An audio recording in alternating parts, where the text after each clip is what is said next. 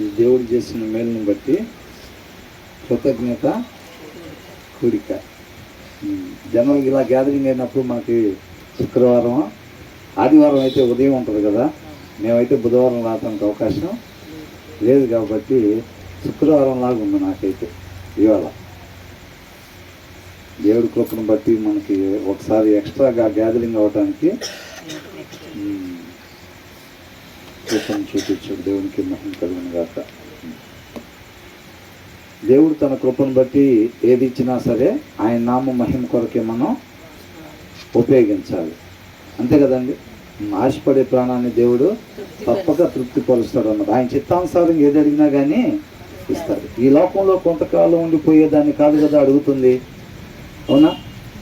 దేవుని చిత్తం ఏదైతే ఉందో, ఆయన చిత్తానుసారం ఏది అడిగినా దేవుడు అది దయచేస్తాడు అంటున్నాడు. కాబట్టి మన ఇష్టము దేవుని చిత్తమైనప్పుడు తప్పనిసరిగా దేవుడు సహాయం చేస్తాడు. కాబట్టి మనకి సహనం అనేది, ఓర్పు అనేది ఉండాలి. తెస్సలోనికీయులకు రాసిన మొదటి పత్రిక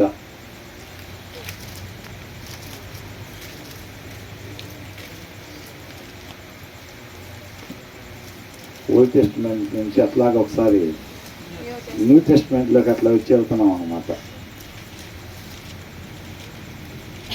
అక్కడ ఏం ఉండిపోతామంటే ఎప్పుడు వెళ్తామో అటువైపు అన్నట్టుగా ఉండిద్ది. కాబట్టి మధ్య మధ్యలో సందర్భాన్ని బట్టి దేవుడి ఇటు కూడా మనల్ని నడిపిస్తా ఉన్నాడు. 5వ అధ్యాయం. సహోదరులారా, ఆ కాలములను గూర్చి ఆ సమయములను గూర్చి మీకు రాయనక్కర్లేదు. ఎందుకని అంటున్నారు అన్నమాట? వాళ్ళకి ఆల్రెడీ ఏం తెలుసు? ప్రభు రాకడా ఎట్లా వచ్చిద్దో. ఏంటంటే రాయనక్కర్లేదని ఎందుకంటున్నారు?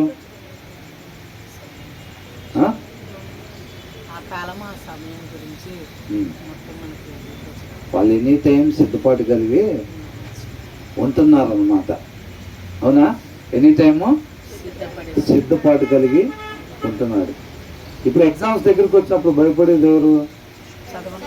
చదవకుండా ఎవరైతే ఉంటారో, అయ్యా ఎగ్జాము వచ్చేసిందని అనుకుంటారు. అంతా చదివేశారు అనుకోండి చక్కగా, వాళ్ళు ఏమనుకుంటారు? ఎస్, నేను ఇన్ని రోజులు కష్టపడింది చక్కగా ఇప్పుడే ప్రజెంట్ చేయటానికి ఒక అద్భుతమైన అవకాశం వచ్చేసింది అని అనుకుంటారు. అవునా? కాబట్టి వీళ్ళు కూడా రాకడ వస్తుంది అనుకున్నప్పుడు భయపడేది ఎవరు? ఎవరైతే సిద్ధపాటు అయి ఉండరు వాళ్ళు.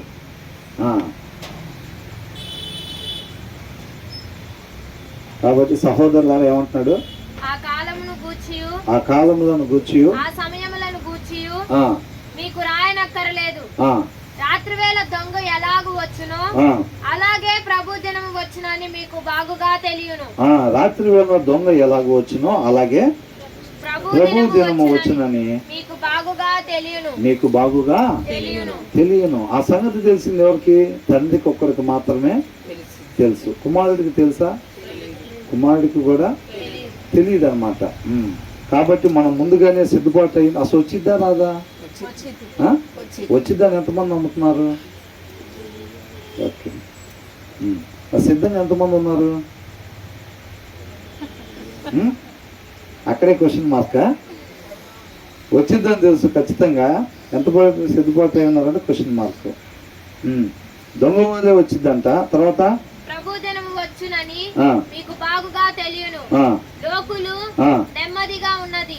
లోకులు ఏమనుకుంటారంటే, లోకులు అంటే ఎవరు?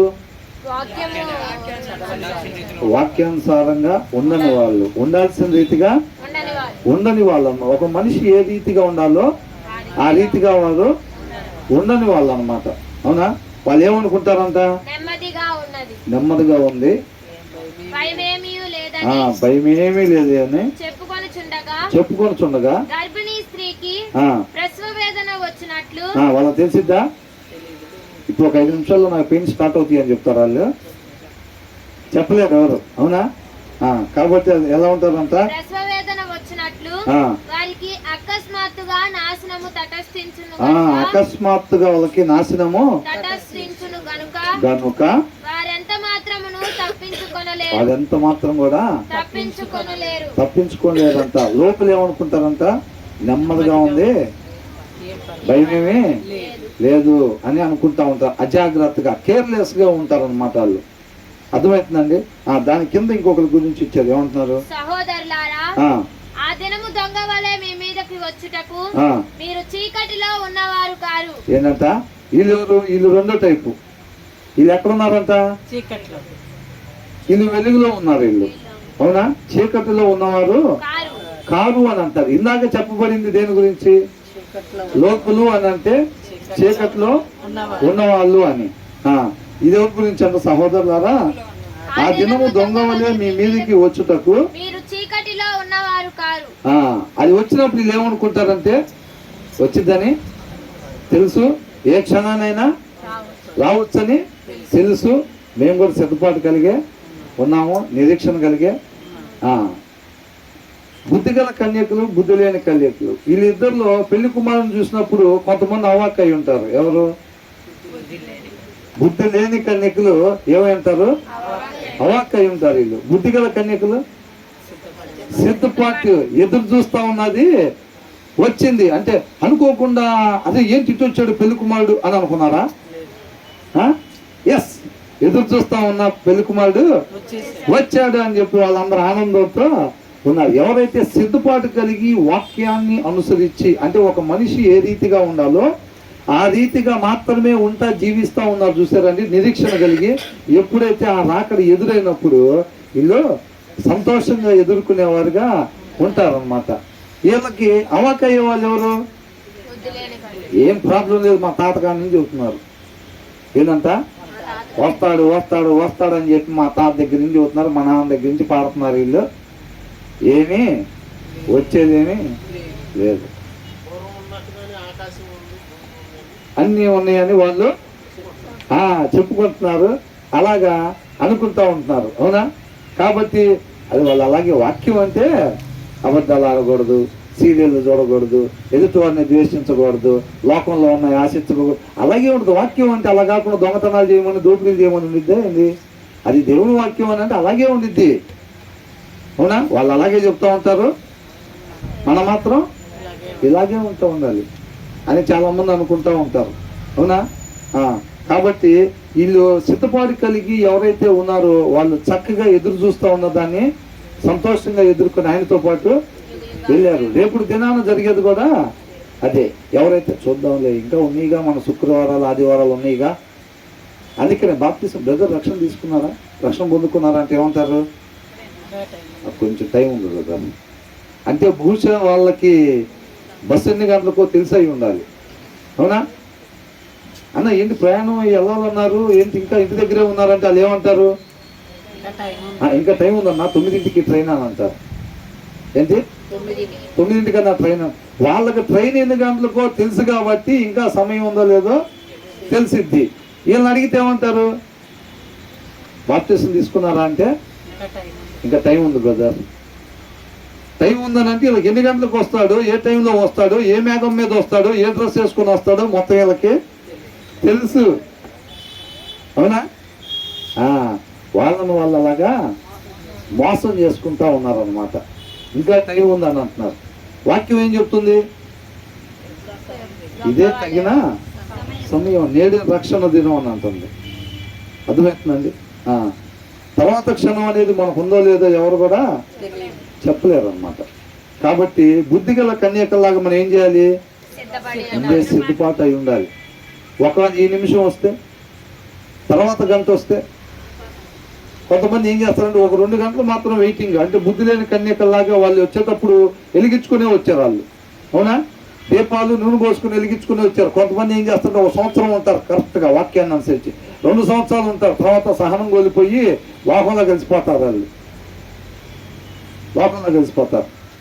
తర్వాత ఏమైంది, బుద్ధి లేని కన్యకలకి అవాక్ అయినట్టుగా వీళ్ళు కూడా 2 సంవత్సరాలు ఉన్నాం, 3 సంవత్సరాలు ఉన్నాం, ఇంకా రాడేమో, అదంతా ఉట్టిదేని అనుకుంటా, వాళ్ళు చెప్పినట్టుగా అని అనుకున్నాం అని అనుకుంటారు. అవునా కదా. కాబట్టి నిత్య జీవానికి ఎవరంటే వెళ్ళేది? అంతం వరకు రక్షణ ఎవరైతే కాపాడుకుంటారో వాళ్ళే నిత్య జీవానికి వెళ్తారు. అంతం వరకు అని అంటే దేవుని రాకడ జరిగే వరకు, లేదా మన పోకడ జరిగే వరకు, అంతం వరకు కూడా రక్షణ కాపాడుకోవాలన్నమాట. ఒకవేళ బుద్ధిగల కన్యకులు అప్పుడు రాకుండా పెళ్లి కుమారుడు ఒక గంటకు వచ్చి ఉంటే అయినా కూడా వాళ్ళు అలాగే దీపాలు వెలిగించుకునే ఉండేవాళ్ళు అనమాట. అవునా కదా? నీతిమంతులు ఒకవేళ రాకడ రేపు మధ్యాహ్నం అనుకోండి, మధ్యాహ్నం కాకుండా రేపు సాయంత్రం అయితే అయినా సరే వాళ్ళు అలాగే ఉంటారు. నీతిమంతులు వాక్యంలో నాటబడిన వాళ్ళకి సత్యం తెలుసు కాబట్టి ఎప్పుడు వస్తే అప్పుడు వరకు, అంతేనా? పిలుపు ఎప్పుడు వస్తే అప్పుడు వరకు నేను వాక్యాన్ని అనుసరించే నడవాలి అని అనుకుంటారు అనమాట. కాబట్టి మనం ఎనీ టైము వాక్యాన్ని అనుసరిస్తా జీవించాలి. ఒక మనిషి ఉండాల్సిన విధానం ఏది? వాక్యాన్ని అనుసరించటం. ఒక మనిషి ఏ రీతిగా ఉండాలో దేవుడు తన ఉద్దేశాన్ని, తన మాటని తన కుమారుడు ద్వారా మనకి తెలియపరుస్తూ ఉన్నారు. ఒక మనిషి ఉండాల్సిన విధానం ఇది. మన వాక్యాన్ని అనుసరించటం వల్ల ఆయనకి ఏదో మేలు అయిపోయిందని కాదు. ఎవరికైతే మేలు? మనకి మేలు. అవునా? నేనే మార్గము అని అంటున్నాడు అన్నమాట. ఎక్కడికి మార్గం? నిత్య జీవానికి, నిత్యము తండ్రితో పాటు యుగ యుగాలు జీవించటానికి. మనం పోగొట్టుకున్న జీవాన్ని, మనం పోగొట్టుకున్న తండ్రి దగ్గర ఉండాల్సిన వాళ్ళు మనం. అవునా? మనం ఎక్కడ పెట్టుకున్నాడు దేవుడు? ఏదైనా అనేది దేవుడు ఉండే ప్రదేశం. అక్కడ తూర్పు వైపున ఒక తోట వేసుకొని ఆ తోటలో ఆయనతో పాటు ఉండేటట్టుగా మనం పెట్టుకున్నాడు. ఆ స్థానాన్ని మనం పోగొట్టుకొని తండ్రి దగ్గర నుంచి బయటికి వచ్చేసాం. కాబట్టి ఒక మనిషి ఉండాల్సిన ప్లేస్ ఇది కాదు, ఆయనతో పాటు యుగ యుగాలు ఉండాలన్నమాట. కాబట్టి ఆ స్థానానికి మరలా మనం చేరుకోవాలనంటే మార్గము ఇది మాత్రమే. అవునా? వాక్యం మాత్రమే అన్నమాట. తండ్రితోటి మరలా మనం సమాధాన పడి యుగ యుగాలు ఆయనతో పాటు ఉండటానికి మార్గం అన్నమాట. తర్వాత ఏమంటున్నాడు? వెలుగు సంబంధులను పగటి సంబంధులున్నై ఉన్నారు. ఎవరంతా వెలుగు సంబంధులు? వాక్యాన్ని వెలుగు సంబంధాలు అంటే ఏంటి? అంటే మనం లైట్లు వేసుకొని ఉన్నాం కాబట్టి వెలుగు సంబంధాలు. స్ట్రీట్ లైట్లు లేకుండా నడిచేవాళ్ళు, ఇప్పుడు స్ట్రీట్ లైట్లు లేని దగ్గర నడుస్తున్నారు అనుకోండి, వాళ్ళందరూ చీకటి సంబంధులా? ఒకవేళ ఇంట్లో ఉండి లైట్లు ఆపేసుకొని ఉంటే మరి వెలుగు సంబంధాలు అంటే ఏంటి?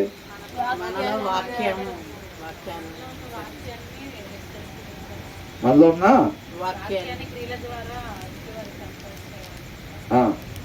మన గురించేనా చెప్తుంది? డౌట్ అంటున్నారు సిస్టర్. యోహాను రాసిన మొదటి పత్రికలో చూద్దాం.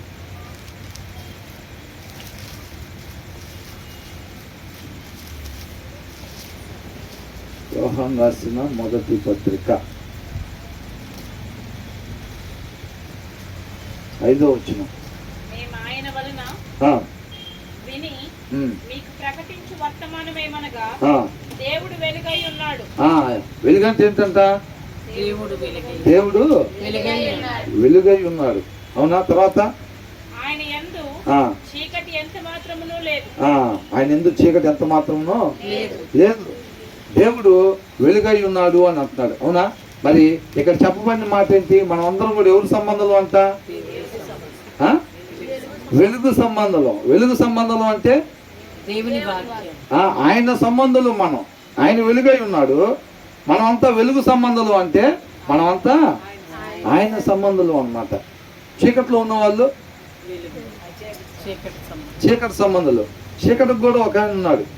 దేవుడు వెలుగై ఉన్నాడు, అపవాది చీకటి అయి ఉన్నాడు. అంతేనా కదా? మనమందరం కూడా వెలుగు సంబంధాలు అంట. అసలు ఇంతకు వెలుగు అంటే ఏంటి?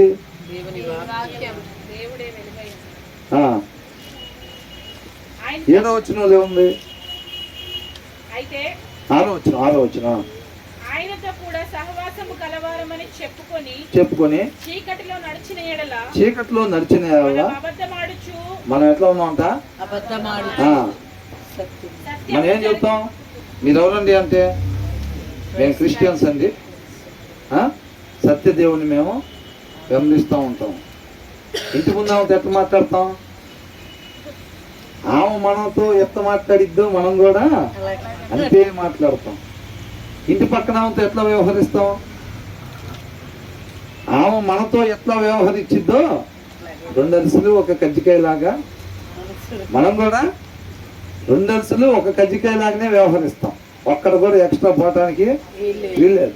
ఆమె ఒకవేళ వండుకొని మనకి ఇవ్వకపోతే మేము క్రైస్తవులం, మేము కూడా ఇచ్చేది లేదు. అది మేము ఆయన సంబంధంలో అని మనం చెప్పుకొని మనం చీకట్లో నడుస్తుంటేనంట మన ఎవరంట అబద్ధికులు. తెలసొక్క వేసుకొస్తే బాప్టిజం తీసుకుని 5 సంవత్సరాలు అవుతుంటే అయినా కానీ ఎవరంట అబద్ధికులు అని అంటే ఎవరు పిల్లలు? అబద్ధానికి జనకుడు ఎవరు? అపవాది అన్నమాట. అవునా? మేము క్రీస్తు సంబంధంలో అని చెప్పుకుంటానే ఎవరు పిల్లలుగా ఉంటాం? అపవాది పిల్లలుగా ఉంటాం అన్నమాట. అవునా? ఆ తర్వాత ఏమంటున్నాడు? చీకటిలో నడిచిన యెడల మనం అబద్ధమాడుచు సత్యమును జరిగింపకుందుము. ఏం చేస్తున్నామంట? సత్యాన్ని జరిగింపకుండా ఉంటాం అన్నమాట. సత్యాన్ని జరిగించకపోతే ఏమైంది? మేము వెలుగు సంబంధాలు అని చెప్పుకుంటానే నిత్య నరకాగ్నికి వెళ్ళిపోతారు. తర్వాత ఏమంటున్నారు? అయితే ఆయన వెలుగులో ఉన్న ప్రకారము మనమును వెలుగులో నడిచిన యెడల మనము అన్యోన్య సహవాసము గలవారమై ఉందుము. అప్పుడు ఆయన కుమారుడైన యేసు రక్తము ప్రతి పాపము నుండి మనలను పవిత్రులుగా. కాబట్టి ఆయన ఎక్కడున్నాడంట? ఆయన వెలుగులో ఉన్నాడంట. ఆయన వెలుగులో ఉన్న ప్రకారంగా అంట మనం కూడా ఎక్కడ ఉండాలంట? వెలుగులోనే ఉండాలి అని అంటున్నాడు అనమాట. 2వ అధ్యాయం 9వ వచనంలో ఏముంది? వెలుగులో ఉన్నానని చెప్పుకొనుచు తన సహోదరుని ద్వేషించువాడు ఇప్పటి వరకును చీకటిలోనే ఉన్నాడు. అదెంత వెలుగంటే? వెలుగంటే ఏంటంట? 4 యూట్యూబ్ లైట్లు పెట్టుకోవటం ఏంది? అది కాదంట. ఏందంట? వెలుగులో ఉండటం అంటే ఏందంట? అసలు ఎంతకి ఆయన వెలుగై ఉన్నాడు అని అంటున్నాడు. ఏం వెలుగది? ఆయన సంబంధం అంటే మనం కూడా వెలుగులో ఉండాలని అంటున్నాడు. ఆ వెలుగు ఎక్కడి నుంచి వచ్చిందో చూద్దాం ఒకసారి. ఏంటంట? వెలుగులో ఉన్నానని చెప్పుకొంచు సహోదరుని గాని మనం ద్వేషించినట్లయితే వాళ్ళు ఏ కులమైనా ఏ మతమైనా సహోదరులు అన్న క్రైస్తవులు అన్నారా. కాబట్టి మనం వారిని గాని అంత ద్వేషించిన ఎడలా ఇప్పటి వరకు కూడా మనం వెలుగు సంబంధంలో ఎప్పుడు అవుతాం? మరి మనం సహోదరుల్ని ఎప్పుడైతే క్రీస్తు మనల్ని ఏ రీతిగా మనలో ఏ మంచి లేకపోయినా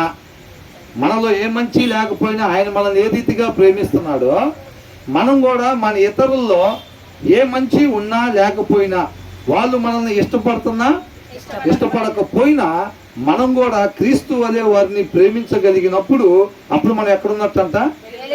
అప్పుడు మనం వెలుగులో ఉన్నట్టంట. నాకు నేనే వెలుగులో ఉన్నాను, నువ్వు కూడా మా కుటుంబీకుడివే, మా ఇంటి పేరు తోడివే, కాబట్టి నువ్వు కూడా వెలుగులో ఉన్నావని చెప్పి మనకు నచ్చిన వాళ్ళందరూ వెలుగులో ఉన్నామని మనం అనుకొని మనం మోసం చేసుకోకూడదు అనమాట. తర్వాత ఏమంటున్నాడు? తన సహోదరుని ప్రేమించువాడు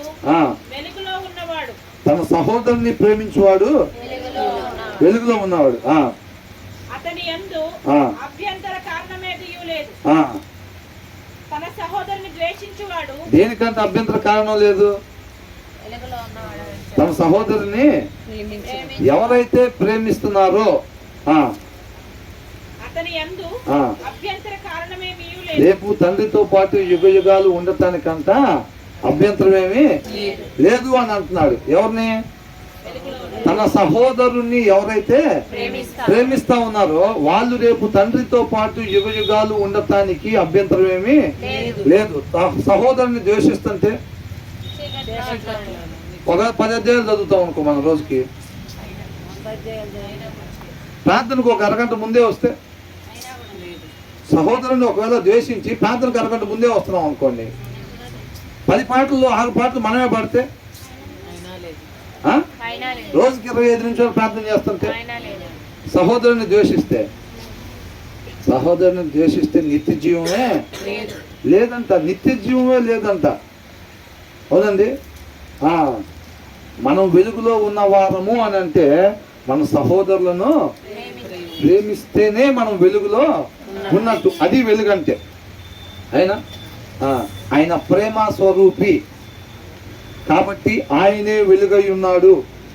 మనము వెలుగు సంబంధులము, అవునా?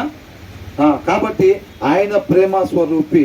మనం ఎదుటి వారిని ప్రేమించాలి అని అంటే ఆయన ప్రేమ మనలో ఉండాలి. ఆయన ప్రేమ మనలో ఉండాలి అని అంటే మనం ఎక్కడ ఉండాలి? ఆయనలో నాటబడి ఉంటేనే ఆయనకి కలిగి ఉన్న ప్రేమ మనం కలిగి ఉంటామో అప్పుడు ఆ ప్రేమను ఎదుటి వారిలో మనం కనపరచగలుగుతాం అన్నమాట. ఆయన ప్రేమ స్వరూపి కాబట్టి, ఆయనలో ప్రేమ ఉంది కాబట్టి ఆ ప్రేమ ఎదుటి వారిలో కనపరచగలుగుతున్నాడు అన్నమాట. ఆ ప్రేమ మనలో కూడా ఉంటేనే మనం ఎదుటి వారిలో కనపరచగలుగుతాం. లోక ప్రేమ మనలో ఉంటే క్రీస్తు వలె మనం ఎదుటి వారిని ప్రేమించలేము. ఎదుటి వారిలో మంచి ఉన్నా లేకపోయినా మనం ప్రేమించాలని అంటే అది దేవుడి ప్రేమ వలన మాత్రమే సాధ్యము.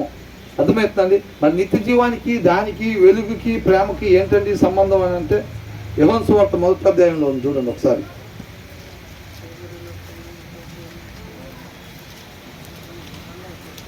ఆదియందు వాక్యము ఉండెను, వాక్యము దేవుని యొద్ద నుండెను, వాక్యము దేవుడై ఉండెను. చాలా మంది ఏమనుకుంటారు? వాక్యం వేరు, దేవుడు వేరు అనుకుంటారు.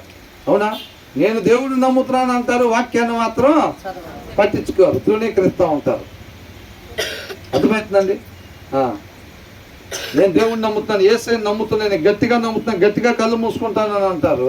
వాక్యం మాత్రం వదిలిపెట్టేస్తూ ఉంటారు. ఇక్కడ ఏంటంట? వాక్యమే దేవుడై ఉన్నాడంట. ఆయన ఆదియందు దేవుని యొద్ద నుండెను, సమస్తము 4వ వచనం ఒకసారి. ఆయనలో జీవం ఉండెను, ఆ జీవము మనుషులకు వెలుగై ఉండెను. ఏమై ఉండేనంట? ఇప్పుడు మనం మాట్లాడుకుంటున్నా వెలుగు గురించేనా? వెలుగు సంబంధులము, జీవానికి సంబంధించిన వాళ్ళము, నిత్యము జీవించి ఉండేవారము అని అర్థం అన్నమాట. అవునా? ఆయనలో జీవమున్నది అంటే వాక్యములో జీవమున్నది. ఆ వాక్యములో మనం నాటబడినట్లయితే ఆ జీవం ఎవరిలో ప్రవహించింది? మనలోనికి ప్రవహించింది. అవునా? అప్పుడు మనం జీవాన్ని, పోగొట్టుకున్న జీవాన్ని మరలా మనం పొందుకునే వారిగా ఉంటాం అన్నమాట. తర్వాత ఏమంటున్నారు? ఆ వెలుగు చీకటిలో ప్రకాశించున్నది గాని చీకటి దాన్ని గ్రహింపకుండెను. దేవుని ఎదుట నుండి పంపబడిన ఒక మనుషుడు ఉండెను, అతని పేరు యోహాను. అతని మూలముగా అందరూ విశ్వసించినట్లు అతడు ఆ వెలుగును గూర్చి సాక్ష్యం ఇచ్చుటకు సాక్ష్యముగా వచ్చెను. అతడు ఒకసారి తాను ఎందరు అంగీకరించిరో,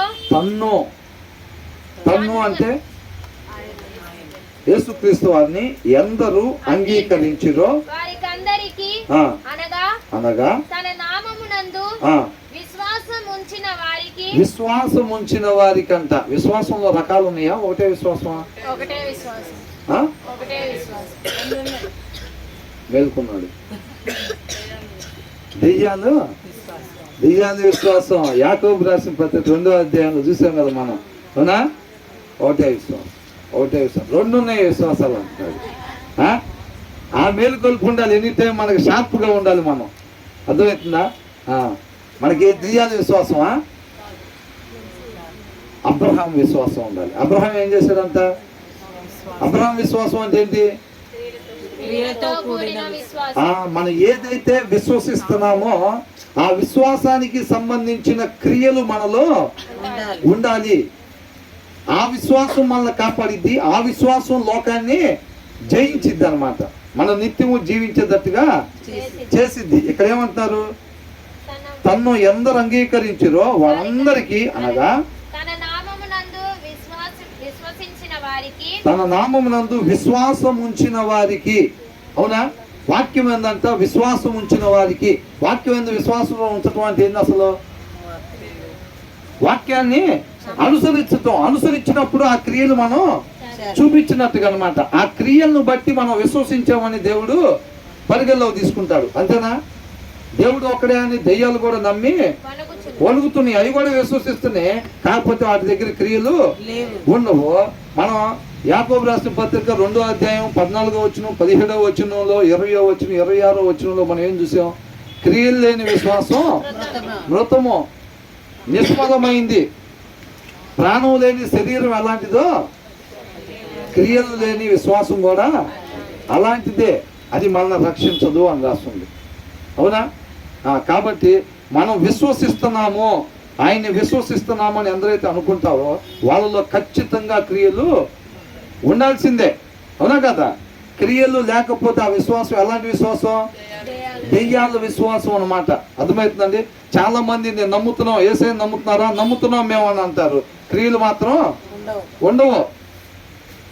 క్రియలు లేని ఆ విశ్వాసం మృతం అయిపోయింది. అది ఒంటరిగా ఉండి మృతం అయిపోయింది.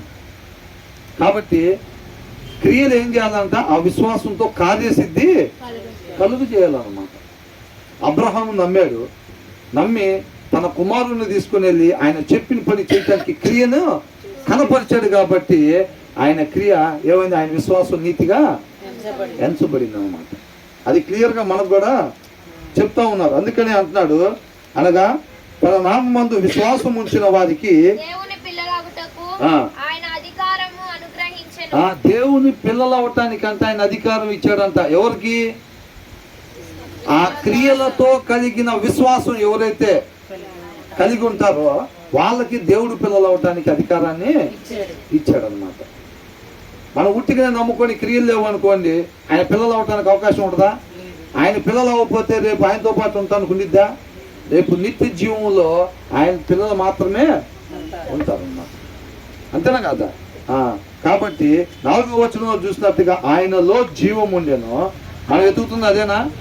ఏం వెతుకుతున్నాం? జీవాన్ని పోగొట్టుకొని నిత్య జీవం కోసం మన నిరీక్షణ కలిగి వెతుకుతా ఉన్నాం. ఆ జీవం ఎక్కడుందంట? దేవునిలో.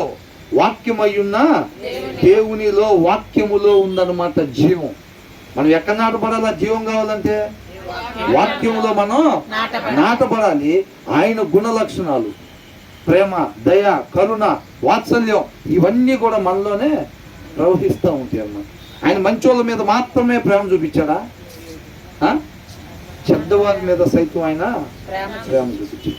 మరణ శిక్ష విధింపబడింది శిలువ మీద దొంగకి. అవునా కదా? మంచోళ్ళకి వేస్తారు అట్లాగా.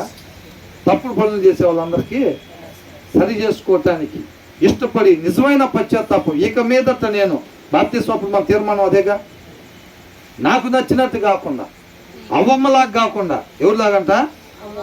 అవ్వమ్మలాగా కాకుండా. ఆయన ఉద్దేశం, సృష్టికర్త ఉద్దేశం మీరు తినకుండా ఉంటే మంచిది, మీరు చావకుండా ఉన్నట్లు అన్నాడు. ఏమేం చేసింది? ఏం ఇష్టానుసారంగా. అవునా?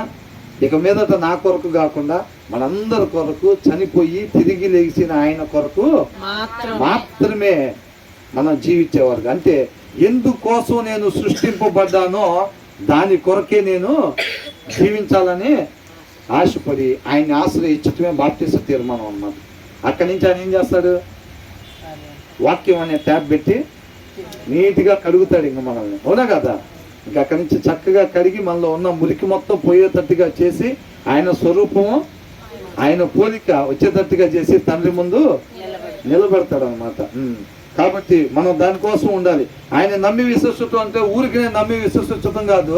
ఆయన ప్రభు అని నోటితో ఒప్పుకోమనగానే ఆయనే ప్రభు అని చెప్పి ఏది ఇష్టం వచ్చినట్టు వీళ్ళు ఉంటుంటే అయిపోయింది తప్పని ప్రభు అని నన్ను పిలిచిన ప్రతి ఒక్కడు పరలోక రాజ్యాన్ని చేరగానే నా తండ్రి చిత్త ప్రకారంగా ఉన్నవాడే. అవునా? ఆయన తండ్రి చిత్తం ఏంటి? తన ఉద్దేశాన్ని తెలియపరుస్తున్నాడు కదా తండ్రి. దాని ప్రకారంగా మాత్రమే మనం ఉండేవాడిగా ఉండాలి అని అంటున్నాడు. ఇందాక యోహాను రాసిన మొదటి పత్రికలో ఏం చూసాం మనం? 9వ వచనం 10వ వచనం చూసాం కదా. తన సహోదరుని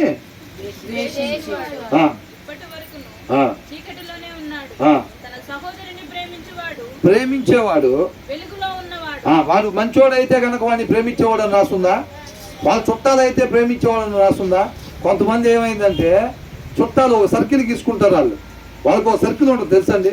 చాలా మందికి వాళ్ళు సర్కిల్ గీసుకొని ఆ సర్కిల్లో వాళ్ళ చుట్టాలని, వాళ్ళు బాగా ఇష్టపడే వాళ్ళని, వీళ్ళకు మేలు చేసే వాళ్ళని ఆ సర్కిల్లో పెట్టుకుంటారు. వాళ్ళకి ఏదైనా ప్రాబ్లం వచ్చిందంటే ఇమీడియట్గా వెళ్ళిపోతారు వీళ్ళు. అర్థమవుతుందండి? వాళ్ళకి ఏదైనా ప్రాబ్లం వచ్చిందంటే ఇమీడియట్గా వెళ్ళిపోయి సహాయం చేయటం ఇవన్నీ చేస్తూ ఉంటారు. వాళ్ళ గీత బయట ఉంటారు చూసారా, వాళ్ళు గీసుకున్న సర్కిల్, ఆ సర్కిల్ బయట ఉండే వాళ్ళకి ఏదైనా అయినా కానీ వాళ్ళు ఏమీ పట్టించుకోరు అన్నమాట. అది దేవుడి ప్రేమ కాదు. చాలా మంది క్రైస్తవుల్లో ఉన్నారు అలాగా. మీ అన్నయ్య ఇట్లా ప్రాబ్లంలో ఉన్నాడు అనగానే ఏం చేస్తారు? అవునా, ఇమ్మీడియట్గా వెళ్ళిపోతారు. వాళ్ళు ఏం చేస్తారంటే వీళ్ళ అబ్బాయికి వేరే అమ్మాయిని పెళ్లి చేసుకున్నారు అనుకోండి, ఆ అమ్మాయిని కూడా ఈ సర్కిల్లో పెట్టుకుంటారు. ఇక ఆ అమ్మాయికి ఏదైనా అయినా సరే ఇమ్మీడియట్గా వెళ్ళిపోయి రెస్పాండ్ అవటం, అవునా అట్లా జరిగింది ఇట్లా జరిగింది, అవసరమైతే మన డబ్బులు తీసి మన చేతులు కష్టంతో కష్టపడిన డబ్బులు కూడా తీసి చేస్తూ ఉంటాం.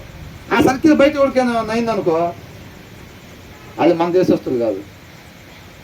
ఏంటంట మన ఇంటి పక్కన కోడలకి ఏమైనా అయితే మాత్రం వాళ్ళు మన దేశస్తులు కారు. మన గ్రహం అంటారు చూసారా, మన గ్రహం మీద ఉండేవాళ్ళు కాదన్నట్టుకుంటారు. ఇక అంతే వాళ్ళు.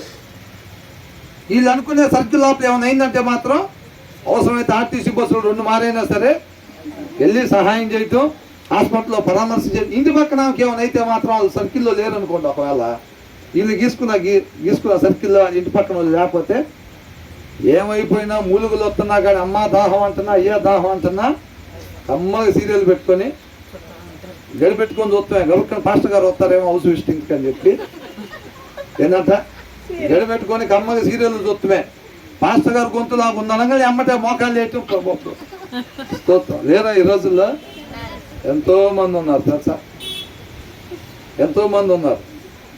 చర్చిలో చూస్తే అట్టుంటారు. ఒకసారి పాస్టర్ గారు ఆ సందులో పోయారంట, ఏంటి ఏమో మా అత్తమ్మ గొంతులాగా ఉంది అని అనుకుంటే పంపులు కాడ గొడవ భయంకరంగా గొడవాడుతుందంట. అవునా, చాలా మంది ఉన్నారు కదా అట్లాగా.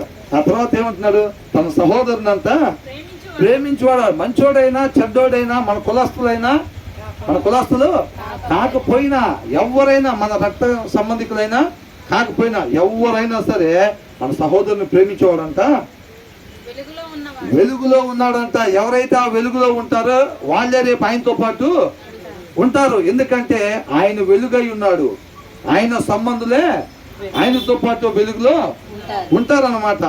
కాబట్టి ఏమంటున్నాడు,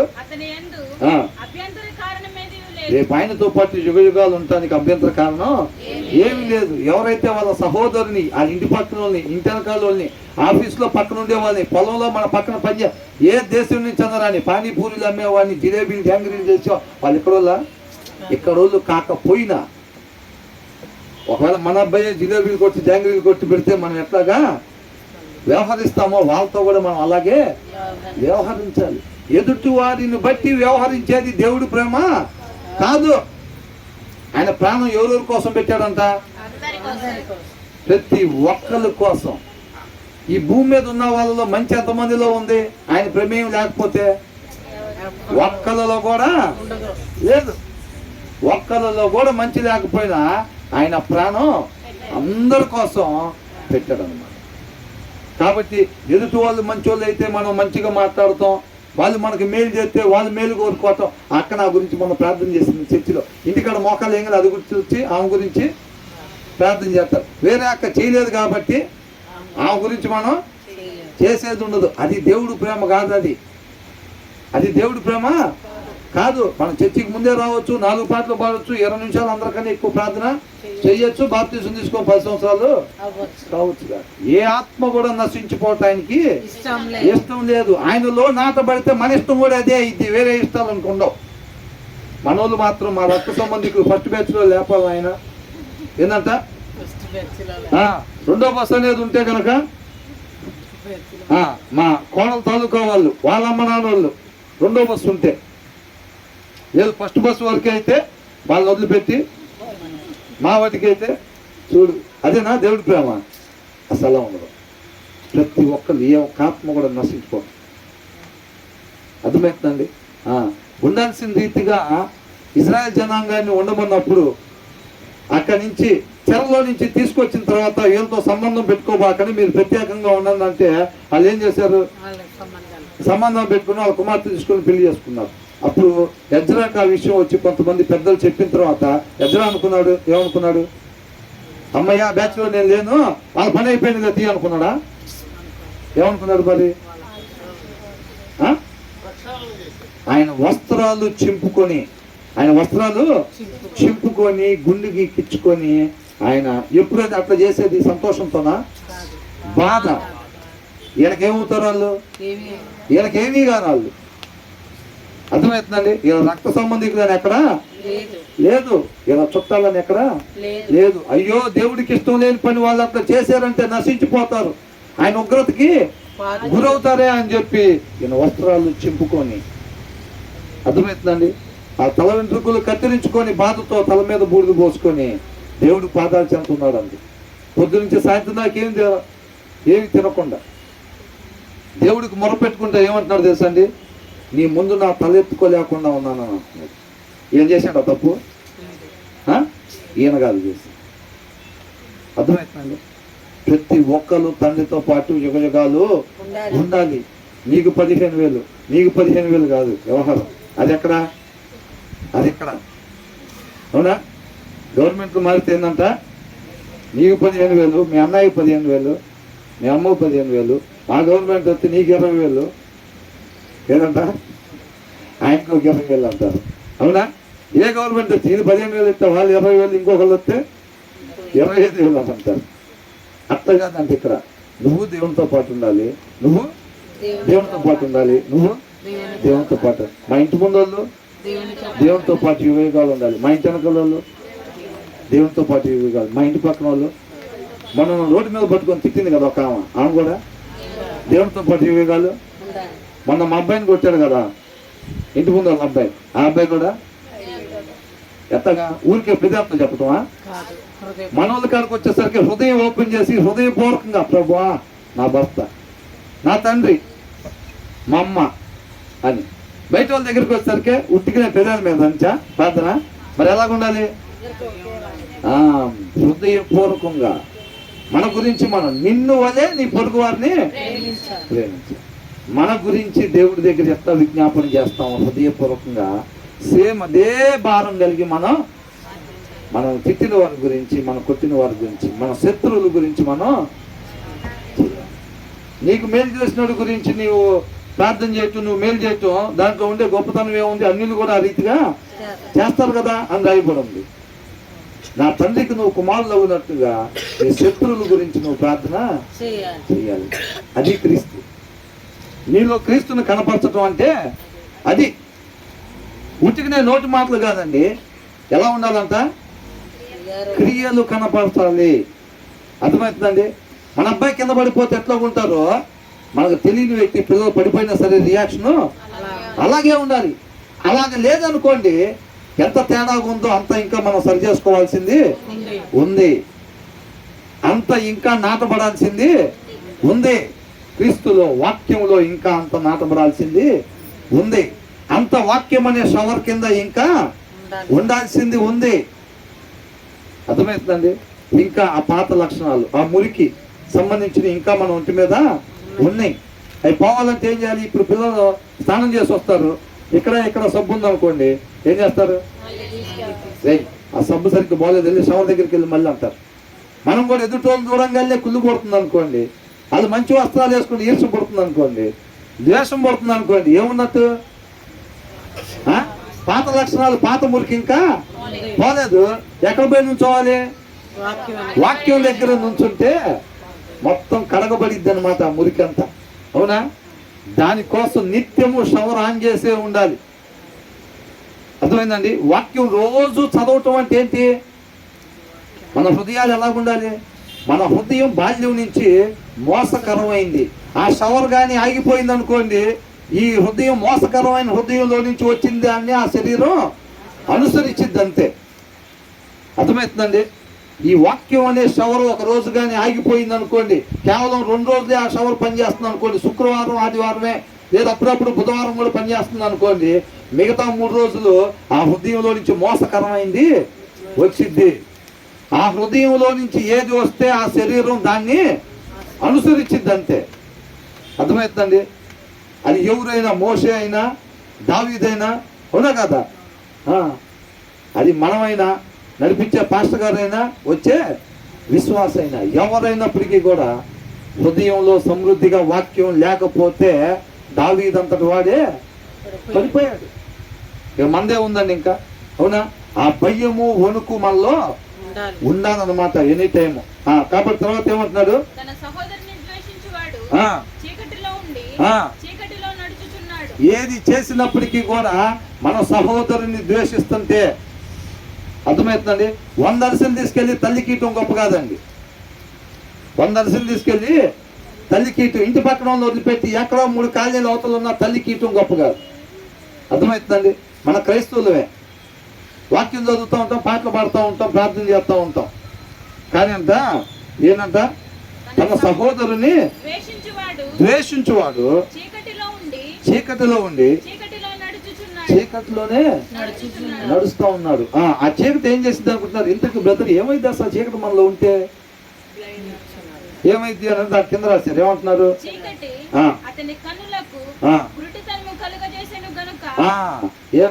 నువ్వు ఏదైనా చెప్పు, ఆమంటే నాకు అసలు ఇష్టం ఉండదు. ఏంటంట, నువ్వు ఊరు బయట ఉన్న వాళ్ళతో మంచిగా మాట్లాడమన్నా మాట్లాడతలే, కానీ ఆయనతో మాత్రం అసలు ఆయన పేరు ఎత్తబాకు నా ముందు. సంఘ పెద్ద ఏంటంట, ఎవరు నువ్వు అంటే సంఘ పెద్ద అండి మా చర్చిలో. ఆయన ఎట్లా అంటే ఆయన పేరు మాత్రం ఎత్తబాకు నా ముందు అని అంటారు. అర్థమవుతుందా? అలా ఉంటేనంట ఏమైంది, మన పొరుగు వారిని మనం కానీ ద్వేషించినట్లయితే ఏమవుతున్నట్టు, మనం ఎక్కడున్నట్టు, అది మన కన్నులకి గుడ్డితనం కలుగజేసిద్దంట. తను ఎక్కడికి పోతున్నాడో తనకే తెలియదు అన్నమాట. అసలు ఏం మాట్లాడుతున్నాడు వీడు, ఏం చేస్తున్నాడు, వాడి పైన ఎట్టి వెళ్తుంది అసలు అని అనుకుంటా ఉంటారు. కొంతమంది జీవితాలు చూస్తే అట్లా కనపడతా ఉంటాయి మనకి. అర్థమైందా? ఎక్కువగా ఇవన్నీ చూడండి, పొరుగు వారిని సరిగ్గా ప్రేమించుకొని ఉంటారు చూసారండి. వాళ్ళ జీవితాలు వాళ్ళు ఎటుపోతున్నారో కూడా అర్థం కాని స్థితిలో పోతూ ఉంటాయి అన్నమాట. అట్లాంటిది తల్లిని ప్రేమించడం కాదు. ఇందాక మనం అనుకుందాం చూసారు, అంటే అపార్థం చేసుకోబాకుండా తల్లి ప్రేమించద్దని నేనేం చెప్పట్లేదండి. తల్లిని మాత్రమే ప్రేమించేది దేవుడి ప్రేమ కాదు అని అంటున్నాం. అర్థమవుతుందండి. లోకస్తులు వాళ్ళ తల్లిని ప్రేమించరా? వాళ్ళ తండ్రిని ప్రేమించరా? మనం కూడా వాళ్ళని మాత్రమే ప్రేమిస్తుంటే ఎలాగా? ఇక వాళ్ళకి మనకి తేడా ఏముందన్నా, నీకు మేలు చేసిన వాడికే నువ్వు కూడా మేలు చేస్తుంటే ఇక అన్యులు కూడా అలాగే చేస్తారు కదా, వాళ్ళకి నీకు తేడా ఏముంది?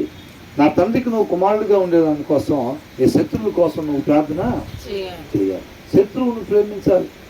మనం నిజంగా విశ్వాసం అయితే, నిజంగా క్రైస్తవులం అయితే, నిజంగా వాక్యంలో నాటబడితే శత్రువుని ప్రేమించాలి. మనల్ని తిట్టిన వాళ్ళు, మనల్ని కొట్టిన వాళ్ళు, అది అనుకున్నాం కదా. ఇప్పుడు రోడ్డు దాటేటప్పుడు మన తల్లి దాటుతుంటే ఎలాగైతే మనం సహాయం చేద్దాం అనుకుంటామో, మనం తిట్టిన వాళ్ళు ఉన్నా సరే మనం అదే రీతిగా సహాయం చేయాలి. ఆ ప్రేరేపణ, ఆ తపన, ఆ తృష్ణ మనలో ఉండాలి. అది రావట్లేదు, అంత స్థాయిలో రావట్లేదు, సమానంగా రావట్లేదు అని అంటే ఇంకా సరి చేసుకోవాల్సింది ఉంది. ఇంకా ఆయన పోలికలోకి, ఆయన స్వరూపంలోకి రావాల్సింది ఉంది. యేసుక్రీస్తు వారు ఎవరైనా పడిపోతే లేపితే, ఇప్పుడు ఈయన కొట్టిన వాళ్ళు పడిపోతే లేపుండేవాడు కాదా? అవునా? వాళ్ళ గురించి కూడా అన్నారు. ఏమన్నారు?